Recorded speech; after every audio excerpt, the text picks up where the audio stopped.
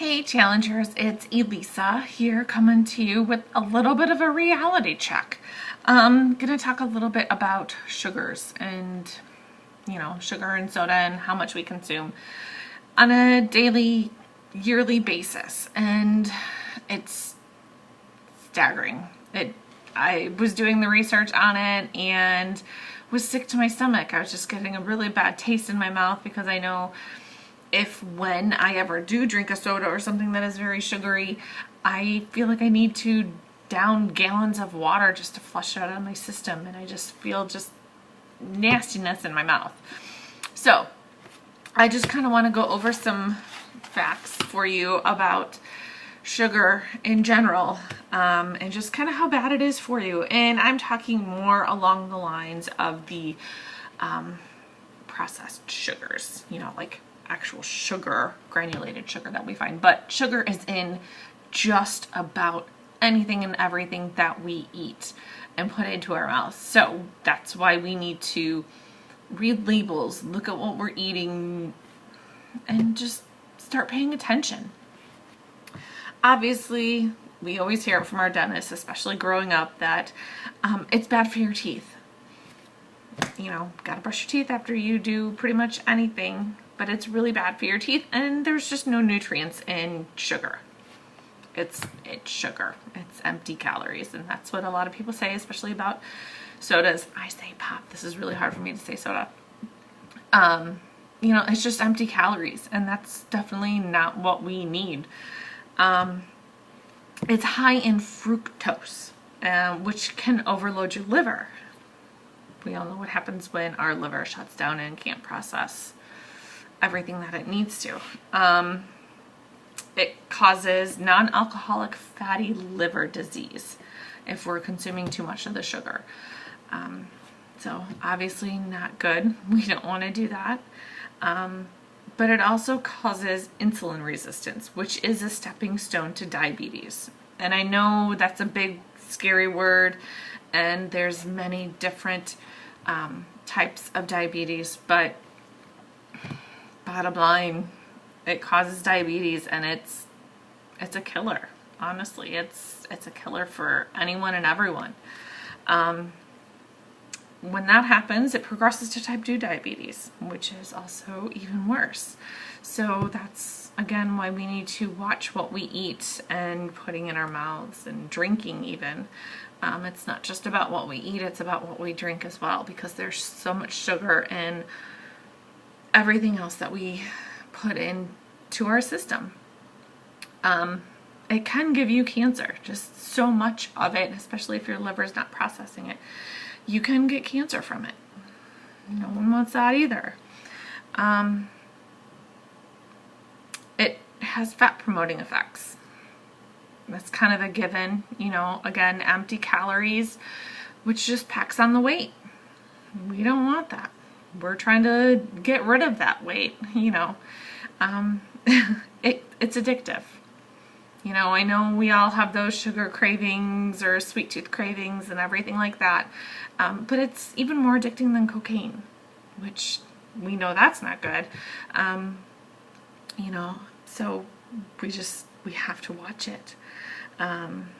This is a big one, and I know this has been talked about everywhere around the world forever and a day now, but it's the leading contributor to obesity in both adults and children.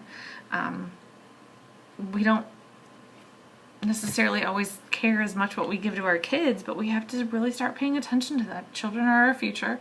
We want them to look up to us, and what we do is reflection, or what they do is a reflection on us, so we need to be giving them the healthy foods, just as we are eating those same healthy foods, because that way, as they get older, they're going to be wanting those healthy foods as well, and not wanting those cookies and ice cream and sodas and everything like that they shouldn't be having in the first place, because it is so much sugar and just not good for you. Sugar also raises your cholesterol, which in turn gives you heart disease. So, some different variations of sugars: maltose, glucose, fructose, sucrose, dextrose. You kind of get the theme there. some weird facts here. The average American consumes 130 pounds of sugar a year. That's a person. That blows my mind, and honestly it does.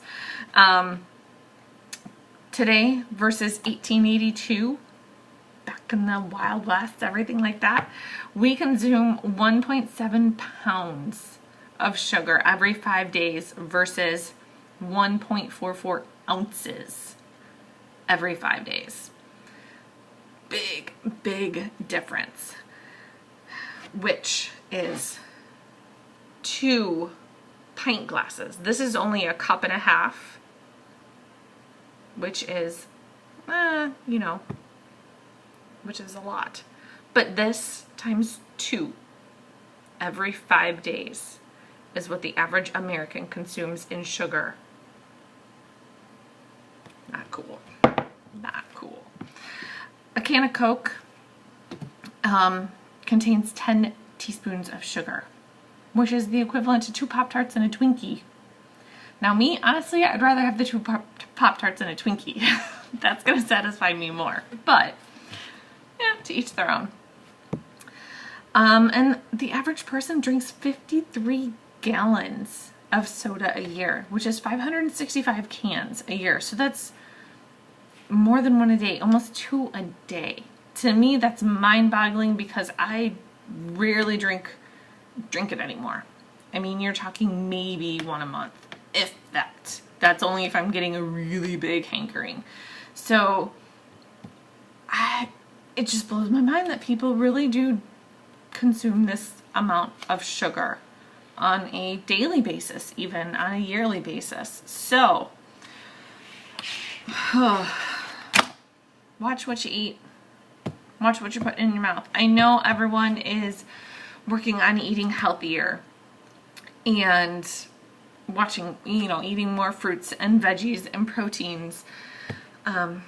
Even fruits have sugar in them. They are better for you. Eat those in the morning rather than in the afternoon and the evening. That way your body has time to process those better and they're not just kind of sitting there overnight. All I can say is, wow, there's just sugar in everything, and we need to watch what we're doing and take care of our families and watch what they are putting into their mouths as well. So for your call to action is, how much soda do you drink in a month? I'll put it that way because I know most of us are probably cutting back and not drinking any, so that's great. But how much are you drinking in 1 month? Just kind of think about it. Me, like I said, maybe 1 a month. So comment below and have a great weekend, challengers.